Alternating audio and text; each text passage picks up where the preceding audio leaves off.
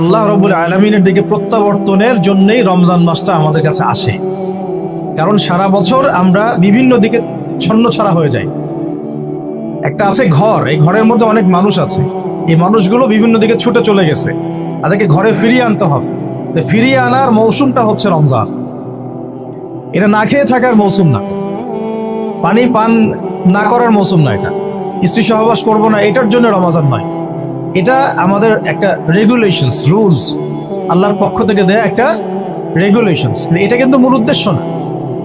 আল্লাহ পাক কিন্তু এই উদ্দেশ্যে রমজান নাজিল করেন নাই বা আমাদেরকে দেন নাই যে আমরা শুধু খাবো না আর পান করবো না, স্ত্রী সহবাস করবো না। উদ্দেশ্যটা আল্লাহ পাক আয়াতের শেষে বলেছেন, লাআল্লাকুম তাত্তাকুন, যাতে করে তোমরা তাকওয়া অবলম্বন করতে পারো। আর এটা শুধু একদিন এক মাসের কোনো ট্রেনিং সেশন না, এটা বছর জুড়ে যেন থাকে, সারা জীবন জুড়ে যেন থাকে। এই জন্যই বেসিক্যালি রমাদান আসে। এই যে আজকে 6 বা 7 রমজান চলছে, আমরা কতজন ফিকির করেছি যে আসলে রমজান কি জন্য আসছে? আল্লাহ পাক যে আমাকে রমজানটা দিলেন, আমি তো সৌভাগ্যবান। রমজানটা আসলো কেন? এটা কেন দিলেন আল্লাহ? কেন না খেয়ে থাকতে হবে আমাকে? কেন আমাকে পানি পান না করে থাকতে হবে? কেন আমি স্ত্রী সহবাস করবো না? স্ত্রী তো আমার জন্য হালাল। হালাল স্ত্রী আল্লাহ পাকের জন্য ছেড়ে দিচ্ছি, আবার সেই রোজা রেখেই হারাম মেয়েদের সাথে সম্পর্ক। হালাল খাবার আমরা ছেড়ে দিচ্ছি, হালাল খাবার ছেড়ে দিলাম, অথচ অর্থনৈতিক জীবনে, ব্যবসায়িক জীবনে গিয়ে দেখেন সুদ, ঘুষ, দুর্নীতি আর করাপশন। হালাল পানি ছেড়ে দিলাম, এদিকে দেখেন মাদক, জিনা, ব্যভিচার, পরকিয়া, গীবত, তহমত, এগুলো ছাড়তে পারছি না। আসলে কেন এগুলো ছাড়তে বলা হচ্ছে? পানি, খাবার এবং স্ত্রী সহবাস একটা আপনাকে সবর এর ইমতিহান দেওয়া হচ্ছে, তাকওয়ার একটা প্রশিক্ষণ দেওয়া হচ্ছে। এটা এক একটা শুধু একটা বিষয় নয়, একটা মূলনীতি যে খাবার ছেড়ে দিচ্ছ মানে কি? আল্লাহর ভয়ে তুমি হালালও ছেড়ে দিচ্ছ, তাহলে আল্লাহর ভয়ে হারামে কিভাবে তুমি লিপ্ত হতে পারো? যে আল্লাহর ভয়ে তুমি হালাল ছেড়ে দিলা, সে আল্লাহকে ভয় না করে হারাম কেমন করে ছাড়তে পারো? মানে হারামে কিভাবে লিপ্ত হতে পারো? বিষয়টা হচ্ছে এই, যে আল্লাহর ভয়ে আমি হালাল খাবার ছেড়ে দিলাম, সেই আল্লাহর ভয়ে কেন আমি হারাম ছাড়বো না? লজিকটা কি? এটা মেক সেন্স না? যে আল্লাহ পাকের ভয়ে আমি হালাল ছেড়ে দিলাম, হালাল খাবার ছেড়ে দিলাম, তাহলে কেন আমি আল্লাহর ভয়ে হারাম ছাড়বো না? যে আল্লাহর ভয়ে আমি পানি ছেড়ে দিচ্ছি, পানি ছাড়া মানুষ বাঁচেই না, তো সেই আল্লাহর ভয়ে আমি কেন আমার নফসের প্রবৃত্তিগুলো ছাড়তে পারবো না? আমি হারামগুলো কেন ছাড়তে পারবো না? যে আল্লাহর ভয়ে আমি হালাল স্ত্রী ছেড়ে দিলাম, তো সেই আল্লাহকে কি আমি তখন ভয় করি না যখন আমি হারাম মেয়েদের সাথে সম্পর্ক করি? এই প্রশিক্ষণটা দেওয়ার জন্য রমাদান আমাদের মধ্যে আসে, যাতে আমরা তাকওয়া অবলম্বন করতে পারি। এটা কি? আল্লাহ ভীতিটা কি? এক কথায়, আনতা আবুদুল্লাহ কাআন্নাকা তারা, তুমি এমন ভাবে আল্লাহর ইবাদত করবে যেন তুমি আল্লাহকে দেখতে পারছো। আল্লাহকে যদি আমরা দেখতে পারতাম, তাহলে আমরা কি একত নামাজ কাজা করতাম বা করতে পারতাম? না পড়ে থাকতে পারতাম, যাকাত না দিয়ে থাকতে পারতাম, সুদ খাইতে পারতাম, জেনা করতে পারতাম, ঘুষ খাইতে পারতাম, জুলুম করতে পারতাম, মানুষকে এইভাবে ঠকাতে পারতাম, মাপে কম দিতে পারতাম, এইসব কবিরা গুনাহ করতে পারতাম আল্লাহ যদি সামনে থাকতেন? আল্লাহ পাক হাদিসের মধ্যে রাসূলের মাধ্যমে এটা জানাচ্ছেন, এমন ভাবে আল্লাহর ইবাদত করো যেন তুমি আল্লাহকে দেখছো। ওয়াইল্লাম তাকুন তারাহু ফাইন্নাহু ইয়ারাক, তুমি যদি আল্লাহকে দেখতে না পারো, জেনে রাখবা আল্লাহ তোমাকে দেখছেন। এটা হলো ইহসান, এর সাথে তাকওয়া সম্পৃক্ত। মানুষের ভাষা, মানুষের রং, মানুষের বংশ, এগুলো আল্লাহ পাকের কাছে মর্যাদার মানদণ্ড নয়। ইল্লা তাকওয়া, শুধু তাকওয়াই। ইন্না আকরামাকুম ইনদাল্লাহি আতকাকুম, তোমাদের মধ্যে সবচেয়ে আকরাম ব্যক্তি আল্লাহর কাছে সেই যে ব্যক্তি আল্লাহ পাকের কাছে অনেক বেশি মুত্তাকি, পরহেজগার। এবং এটা বাহ্যিকভাবে লেবাস, পোশাক, দাড়ি টুপি দিয়ে বোঝা যায় না। এটা থাকে আত-তাকওয়া হা হুনা, কলিজার মধ্যে থাকে। আমার দাড়ি টুপি, জুব্বা, পাগড়ি দেখে আপনি বলতে পারবেন না যে আমি খুব মুত্তাকি মানুষ। এটা বলার কোনো সুযোগই নাই। আপনি ধারণা করতে পারেন সর্বোচ্চ হতে পারে মানুষটা ভালো, কিন্তু সে কতটুকু ভালো, কতটুকু মুত্তাকি, এটা আল্লাহ ছাড়া কেউ জানেন না। আর এই রমাজানে কি হয়েছে? কেন রমাজানে এত করে আমরা আয়োজন করছি, সওম রাখছি, যাকাত দিচ্ছি, তারাবি পড়ছি? আসলে খাসিয়াত কি? রমাজানের খাসিয়াতটা কি? খাসিয়াত হচ্ছে এই মাসে কোরআন নাজিল হয়েছে। সুবহানাল্লাহ। যদি কোরআন শাবানে নাজিল হতো, হয়তো শাবানের 1 মাস আমরা রোজা রাখতাম, কিন্তু কোরআন নাজিল হয়েছে রমাদানে, লাইলাতুল কদরে। ইন্না আনজালনাহু ফি লাইলাতুল কদর, এটা 1000 মাসের চাইতেও উত্তম।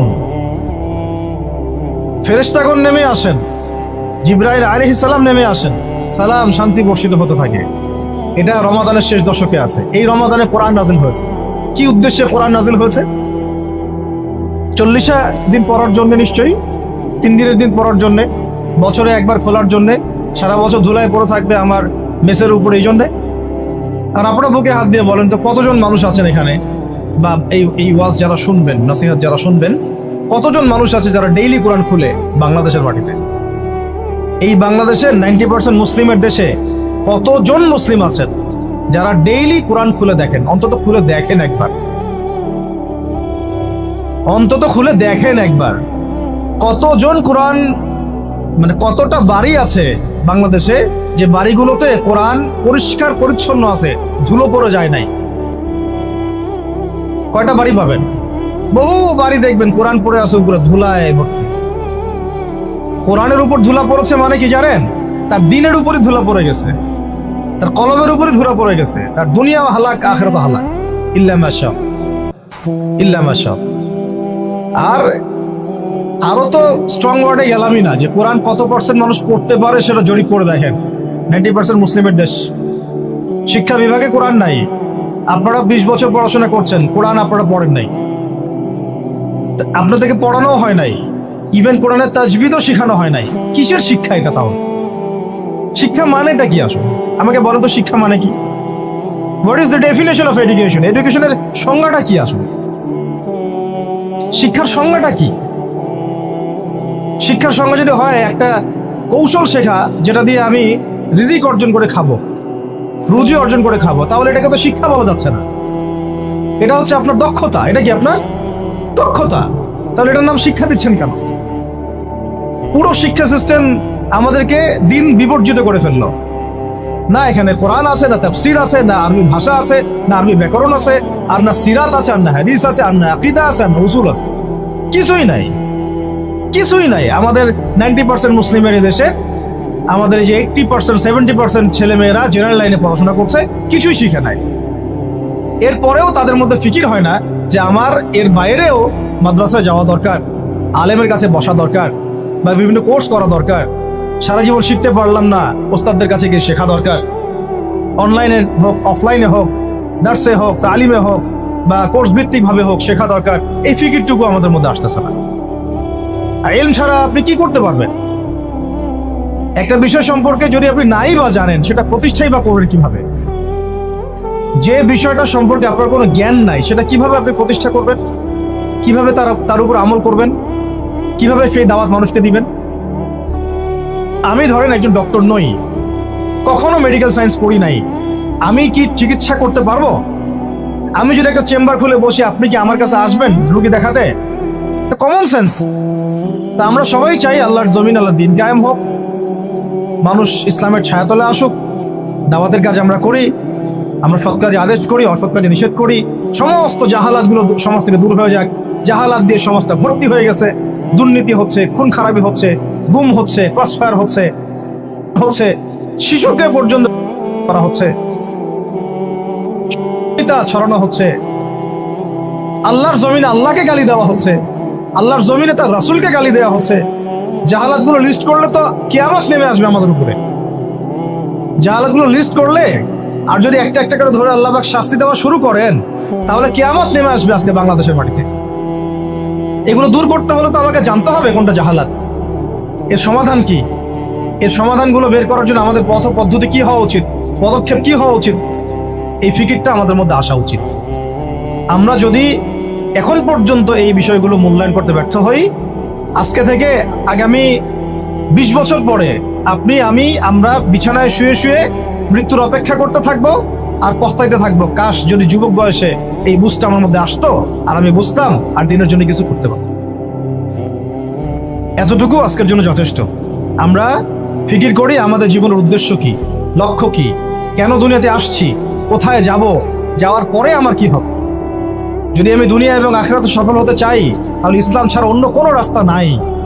যদি তাই হয়, তাহলে ইসলাম সম্পর্কে আমি জানি কতটুকু, আমার জ্ঞান কতটুকু আছে। জ্ঞান নাই, আমি শিখতে পারি নাই, স্কুল শিখাই নাই, কলেজ শিখাই নাই, আমার কি এই অজুহাতগুলো আল্লাহর সামনে চলবে কি চলবে না? টিকবে না। উত্তর কি? টিকবে না। যদি না টিকে তাহলে আমাকে যে আল্লাহ পাক এখন শোনার তৌফিক দিলেন, এখন জানার তৌফিক দিলেন, এখন থেকে আমার পরিকল্পনা কি হওয়া উচিত, আমি কি করতে চাই, আমার পরিকল্পনা কি, আমার লক্ষ্য কি, আমার উদ্দেশ্য কি, দুনিয়া কি আমার লক্ষ্য না জরুরত, বাকিগুলো কি আমার লক্ষ্য না জরুরত, প্রয়োজন, এটাও আপনাকে বুঝতে হবে। এবং যদি আপনি বুঝে ফেলেন, হ্যাঁ সত্য মিথ্যা চিনে ফেলেন, আপনার লক্ষ্য উদ্দেশ্য চিনে ফেলেন, তাহলে আপনি নিজেই ছুটে আসবেন, আপনি নিজেই ছুটে আসবেন আলেমের দরবারে, ওস্তাদদের দরবারে। আপনি অস্থির হয়ে যাবেন কোথায় দিন পাওয়া যায়, কোথায় এলেম পাওয়া যায়, কোথায় কোরআন শেখা যায়, কোথায় সুন্নাহ শেখা যায়, কোথায় হাদিস শিখবো, কোথায় দিনের কাজ করব, কিভাবে করব, কাদের সাথে থাকবো। এই তাড়না আপনাকে হকের পথে নিয়ে আসবে ইনশাআল্লাহ।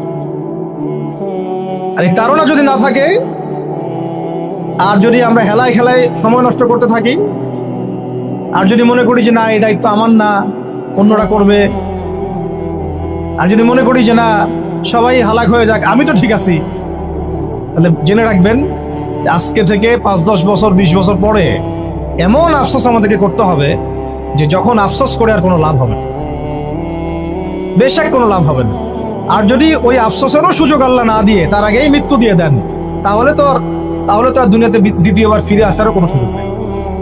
অতএব যুবক ভাই, আপনাদেরকে মানে স্ট্রংলি বিষয়গুলো আমি নসিহত করছি, চেষ্টা করছি যে অনতিবিলম্বে রমজানের এই হক আদায়ের চেষ্টা করেন, কোরআনের কাছে আসার চেষ্টা করেন। রমজান সেই মাস যেই মাসে কোরআন নাযিল হয়েছে। এই মাসে যদি কোরআন শিখতে না পারি, ইলম শিখতে না পারি, ওলামায়ে কেরামদের সোহবতে না আসি, ঐক্যবদ্ধ হতে না পারি, সমাজের জাহালাতগুলো চিহ্নিত করতে না পারি, দাওয়াতের মাধ্যমে, তাবলীগের মাধ্যমে, প্রতিবাদের মাধ্যমে যদি এগুলোকে আমরা বন্ধ করতে না পারি, তাহলে বাংলার 90% সংখ্যাগরিষ্ঠ মুসলিমের দেশেও আমরা কোনোদিনও স্বাধীন হতে পারব না। বরং আমাদের উপরে ছড়ি ঘোরাবে পশ্চিমারা, হিন্দুত্ববাদীরা, উগ্রবাদীরা, সমাজের মুনাফিকরা, ফাসেকরা, জালেমরা, ফ্যাসিস্টরা। এরা আমাদেরকে দাসের মতো দাসত্বের শৃঙ্খলা আবদ্ধ করে রেখে দিবে। এখান থেকে কি আপনারা বের হতে চান না? যদি এখান থেকে আমরা বের হতে চাই, তাহলে আমরা সবাইকে যার যার জায়গা থেকে চিন্তা করতে হবে, কাজ করতে হবে, এবং যারা কাজ করছেন তাদের সাথে জুড়ে থাকতে হবে। আল্লাহ পাক আমরা সবাইকে কথাগুলো বোঝার, আমল করার তৌফিক দান করেন, আমিন।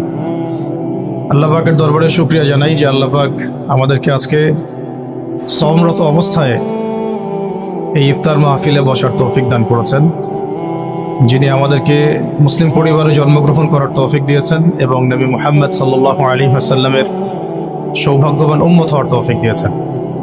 আলহামদুলিল্লাহ। এই নিয়ামতটা মনে হয় আমাদের কাছে খুব অল্প মনে হলো, তাই না? খুব স্বাভাবিক বিষয় মনে হলো, খুব নর্মাল বিষয় যে আমরা মুসলিম পরিবারে জন্মগ্রহণ করেছি, রাসূলুল্লাহর উম্মত হতে পেরেছি। এটা খুব স্বাভাবিক না? বিষয়টা ছোট বিষয় তো, বিষয়টা ছোট না খুব? এই বিষয়টার আমাদের মধ্যে কি কোনো অনুভূতি কাজ করে কিনা যে আল্লাহ পাক যে আমাকে হিন্দু বানান নাই, খ্রিস্টান বৌদ্ধ বানান নাই, মুসলিম বানিয়েছেন, এটার অনুভূতি কাজ করে কিনা আমাদের মধ্যে? প্রথমত আজকের দার্সের প্রথম কথা হচ্ছে এটা, আমরা যে মুসলিম এই অনুভূতিটা কি আমাদের মধ্যে কাজ করে কিনা? আল্লাহ পাক চাইলে তো আমাকে বৌদ্ধ খ্রিস্টান হিন্দু বানাতে পারতেন, তো আল্লাহ পাক আমাকে মুসলিম পরিবারে জন্মগ্রহণ করার তৌফিক দিয়েছেন। জন্ম নেওয়ার আগে আল্লাহ পাক আমাকে জিজ্ঞাসা করেন নাই তোমাকে কোন পরিবারে জন্ম দিব। কখনো কি মাথায় আসে যে আমি মুসলিম পরিবারে জন্মগ্রহণ করেছি, এর জন্য আল্লাহ শুকরিয়া আদায় করা উচিত? শুকরিয়া মানুষ কিভাবে আদায় করে? আর আপনি যদি কোনো ব্যক্তির জন্য বা আপনার স্ত্রী, সন্তান, আহাল পরিবার, মা বাবার জন্য সারা জীবন পরিশ্রম করেন, এই যে আপনারা পড়াশোনা করছেন, চাকরি বাকরি করবেন, কামাই রোজগার করে স্ত্রীদেরকে খাওয়াবেন, এরপরে যখন স্ত্রী কোনোদিন দেখবেন যে আপনার কৃতজ্ঞ হচ্ছে না, কথা শুনছে না, আনুগত্য করছে না, বা সন্তানের পিছনে এত খরচ করার পরেও, এত মেহনত করার পরেও সন্তান কথা শুনে না, তখন বোঝা যাবে কিছুটা যে অকৃতজ্ঞতা কাকে বলে। অকৃতজ্ঞতা কাকে বলে এটা তখন কিছুটা অনুধাবন করা যেতে পারে। যে স্ত্রীর জন্য, যে পিতামাতা সন্তান সন্ততির জন্য আমরা এত পড়াশোনা করলাম, মেসে থাকলাম, ডাল ভাত খেয়ে থাকলাম, হোম ত্যাগ করলাম, বহু টাকা পয়সা খরচ করলাম, তারপরে একটা চাকরি খুঁজতে গিয়ে জুতা ক্ষয় করে ফেললাম, বসের গালি খেলাম, 9টা-5টা অফিস করলাম, এমন কোনো পরিশ্রম নয় যেটা করলাম না। যাদের জন্য করলাম তারা আমার কথা শুনে না, তারা আমাকে মূল্যায়ন করে না, তারা আমার উপস্থিতির মূল্যায়ন করছে না, আনুগত্য করছে না, নির্দেশ ফলো করছে না। তখন বোঝা যাবে কিছুটা হলেও যে আসলে অকৃতজ্ঞতা কাকে বলে, আর মানুষ হিসেবে আমরা আল্লাহর কাছে কতটা অকৃতজ্ঞ। আর যে আল্লাহ রব্বুল আলামিন নিঃস্বার্থভাবে আমাদের জন্য এত কিছু করলেন বা করেন, করে যাচ্ছেন এবং যাবেন, সেই আল্লাহ পাকের সন্তুষ্টির জন্য আমরা মুসলিম হওয়ার হকটুকু আদায় করতে পারছি না। মুসলিম পরিবারে জন্মগ্রহণ করতে পেরেছি মানে আমাকে তো 5 ওয়াক্ত নামাজ পড়তেই হবে, এর কোনো মাফ নাই। তাহলে আমরা কেন নামাজ পড়ি না? মুসলিম পরিবারে জন্মগ্রহণ করতে পেরেছি মানে হচ্ছে আমাকে রমজান মাসে সওম রাখতে হবে, সওম রাখার মতো রাখতে হবে, তারপরেও বহু মানুষ রাখে না। যাকাত দিতেই হবে, দিতে হবে মানে দিতে হবে বলতে দিলেও হবে না দিলেও হবে এমন নয়, নিসাব পরিমাণ সম্পদ হলে দিতেই হবে, তবু আমরা অনেকেই দেই না। দিনের ইলম নিয়ে কথা হচ্ছিল, একজন মুসলিমের উপরে দিনের জ্ঞান অর্জন করাটা ফরজ। আপনাদের জন্য পলিটেকনিক ইনস্টিটিউশনে পড়া ফরজ নয়, ওয়াজিবও না, সুন্নতও না, মুস্তাহাবও না, এটা আপনার জরুরত, দুনিয়াবি একটা জরুরত, স্রেফ জরুরত। কেমন জরুরত? একটা কাপড় পরা যেমন জরুরত, এটা প্রয়োজন। ক্ষুধা লাগছে, তার মানে তো আমাকে 1 গামলা ভাত খেতে হবে না, আমার জরুরত যতটুকু খেলেই তো আমি আবার দাঁড়িয়ে যেতে পারতেছি। জরুরত প্রয়োজনকে জীবনের লক্ষ্য বানিয়েছি আমরা, এটাই আমাদের সবচেয়ে বড় একটা ভুল সিদ্ধান্ত হয়েছে। এবং এই প্রয়োজনটাকে মানে উপলক্ষ্যটাকে লক্ষ্য বানিয়ে আমরা যা করছি তার 5%ও আমরা পরকালের জন্য, আল্লাহর জন্য, দ্বীনের জন্য, ইসলামের জন্য করছি না। এই কারণেই আমরা যে মুসলিম পরিবারে জন্মগ্রহণ করতে পেরেছি এই বোধটুকু আমাদের মধ্যে জাগ্রত হচ্ছে না, যে আমার জীবন যাপন, আমার লক্ষ্য, আমার উদ্দেশ্য, আমার চালচলন, আমার কাজকর্ম, এগুলো যে আর 10 জনের মতো হতে পারবে না বা হওয়া উচিত না। অন্যদের সাথে যে আমার একটা পার্থক্য আছে, আদর্শগত পার্থক্য আছে, জীবনের লক্ষ্য উদ্দেশ্যগত পার্থক্য আছে, এই দুনিয়াতে আসার পিছনে যে রহস্য, এর পিছনেও পার্থক্য আছে, গন্তব্যেও পার্থক্য আছে। আমরা ছাড়া, মুসলিমরা ছাড়া অন্য যে কোনো কাফের যদি কাফের অবস্থায় মৃত্যুবরণ করে সরাসরি বিনা হিসেবে জাহান্নাম, এটা ওদের গন্তব্য। আর আমরা মুসলিম পরিবারে জন্মগ্রহণ করে আশা করি জান্নাতে যাওয়ার জন্য, আশা করি আমরা জান্নাতে যাব, এই আশাটা আমাদের মধ্যে থাকে। কিন্তু মুসলিম পরিবারে জন্মগ্রহণ করা একটা মানুষ যে কাজগুলো তার উপরে অবধারিত, সেগুলোর ফিকির আমাদের মধ্যে আসছে না, এটাই হচ্ছে সবচেয়ে আফসোসের বিষয়। প্রথম যে বিষয়টা সেটা হলো সলাতের পাবন্দি আমাদের মধ্যে থাকতেই হবে যদি আমরা মুসলিম হয়ে থাকি। সলাত যে ব্যক্তি ঠিকঠাক মতো আদায় করছে না, এটা খুব স্ট্রং ফতোয়া যে তাকে আমরা পরিপূর্ণ মুসলিম কখনোই বলতে পারি না। দ্বিতীয় কথা হচ্ছে যে রমাদান মাসের সওম আমাদেরকে রাখতে হবে এবং আমরা রাখছি আলহামদুলিল্লাহ। এবং এই সওমটাকে শুধুমাত্র না খেয়ে থাকা আর পানি না খাওয়ার মধ্যে সীমাবদ্ধ রাখা যাবে না। মূল কথা হচ্ছে ভাই, এই